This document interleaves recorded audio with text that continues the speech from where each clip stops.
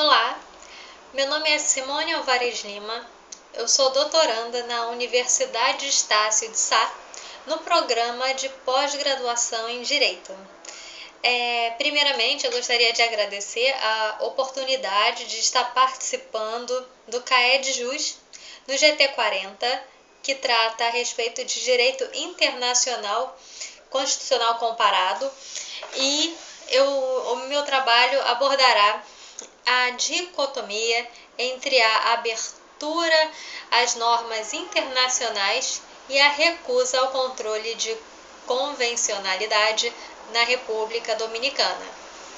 Meu trabalho ficou dividido da seguinte forma: no primeiro item, eu abordo a República Dominicana e sua relação com o direito interno, ou seja, a Constituição Dominicana, onde eu trato um pouco a respeito das relações internacionais, a respeito dos princípios constitucionais vigentes no país caribenho. O segundo item eu dedico a abordar a rivalidade histórica entre o Haiti e a República Dominicana, que é a causa da recusa em aplicar o controle de convencionalidade. No terceiro item, eu abordo a questão do controle de convencionalidade em si e finalizo trazendo a minha entrevista com o embaixador e o ministro conselheiro do Haiti, com quem eu tive a oportunidade de conversar em 8 de julho de 2016.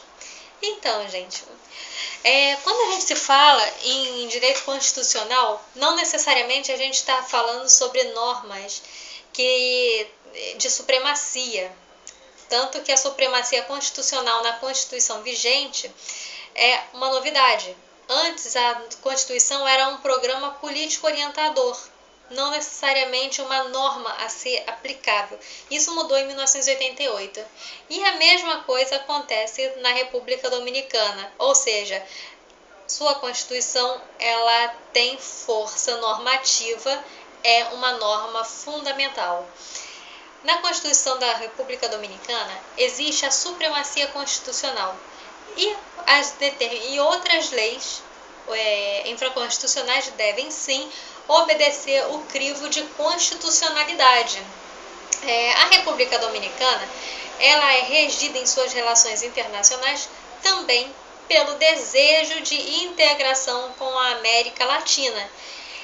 Quando a gente fala em desenvolvimento de um país na América Latina, a gente fala também a respeito de sua integração, relação com outros países.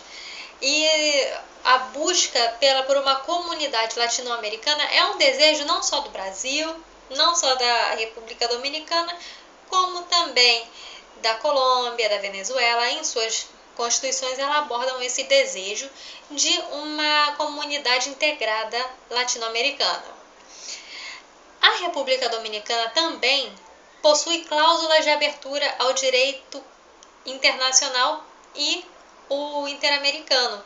Vocês podem ver quando tiverem oportunidade de ler o meu trabalho, ou até mesmo caso queiram verificar a Constituição Dominicana, vocês verão que ela se diz aberta à aplicação de normas do direito internacional e oriundos da Convenção Americana de Direitos Humanos. Pois bem, a Constituição de 1994, ela era a vigente da época quando o país assinou e reconheceu a competência da Corte Interamericana. Mas essa Constituição, ela não durou muito tempo. O país caribenho, ele tem um histórico de criar, de promulgar constituições. Ou seja, a Constituição não é um documento muito seguro naquele país, porque você poderá verificar que a República Dominicana já promulgou algumas constituições. E aí o que acontece? A Constituição surgiu em 2010, a nova Constituição, exatamente no dia dos direitos humanos, foi no dia 9 ou 10 de dezembro, agora me falha um pouco a memória, do ano de 2009, quando foi feita a primeira leitura da Constituição Dominicana. E nessa Constituição preveu-se garantir os direitos humanos, só que existe uma dicotomia, algo que nos faz ter dúvidas se os direitos humanos foram realmente o objetivo desta Constituição. A meu ver, não, porque a principal alteração ocorreu no artigo 18.3, que trata sobre o direito à nacionalidade na República Dominicana. Antigamente, o critério de aquisição, e ainda permanece, era o ius soli. Quando alguém nascesse na República Dominicana, seria dominicano, não havia na lei alguma afirmação do contrário, ou seja, filhos de imigrantes irregulares de haitianos seriam considerados dominicanos. Por mais que o país tenha uma história de apatridia em relação a esses descendentes de haitianos, na realidade a lei não lhe ajudava a manter essas pessoas apátridas, tanto que ela já foi condenada pela Corte Interamericana de Direitos Humanos por violação ao direito à nacionalidade. E um objetivo maior foi, conforme a literatura dominicana, foi resolver o problema da imigração ilegal, tornando apátrida aquelas pessoas filhas de imigrantes ilegais. Pela primeira vez na Constituição Dominicana, o termo ilegais esteve presente. Ok. E aí que aconteceu o seguinte, no ano de 2013, o país foi novamente acionado perante a Corte Interamericana de Direitos Humanos por causa da decisão 168 do Tribunal Constitucional do país, e na qual essa decisão decidiu aplicar o artigo 18.3 de forma retroativa, contrariando a própria Constituição Dominicana, que no inciso 2 dizia que quem já tivesse a nacionalidade dominicana era dominicano. Mas o tribunal não quis saber disso, o Tribunal Constitucional, o STF dominicano. E então que 4 gerações de descendentes haitianos tiveram sua nacionalidade revogada. A Corte Interamericana e a Comissão, o sistema interamericano em si, foi contra essa decisão. A decisão que entendeu que essa sentença contrariava os ditames da Convenção Americana de Direitos Humanos. E nisso, o presidente da República Dominicana ficou em uma situação delicada, porque, por um lado, a Corte Interamericana mandava alterar sua legislação constitucional, por causa que eles não poderiam revogar a nacionalidade de quem já tinha, mas e aí o que o país decidiu fazer para poder escapar do parecer da comissão, sentença da corte, enfim. O país alegou a inconstitucionalidade da ratificação da competência da Corte Interamericana. O país alegou o seguinte, olha, a gente está aceitando decisões da Corte, mas na verdade isso está errado, porque não foi ratificado pelo Congresso Nacional que nós queremos a adesão à Corte. Só que eles alegaram isso 15 anos depois, ou seja, passaram-se muitos anos e sem que a República Dominicana nada afirmasse. O objetivo, eles alegaram, tiveram como base o artigo 46 da Convenção de Viena de Direito dos Tratados, no qual o país poderia alegar vício de consentimento quando a adesão, no caso a Corte, decorresse de violação à norma de importância fundamental, no caso a Constituição. Enfim, só que isso não é a aplicação desse artigo 46 no caso da República Dominicana, em um caso específico, na realidade é contrário à boa-fé e ao princípio da exclusão. O que seria o princípio da exclusão? O princípio da exclusão impõe que, quando um país assume determinada conduta, não pode depois assumir uma conduta contrária, porque isso está violando a boa-fé, está violando a segurança jurídica.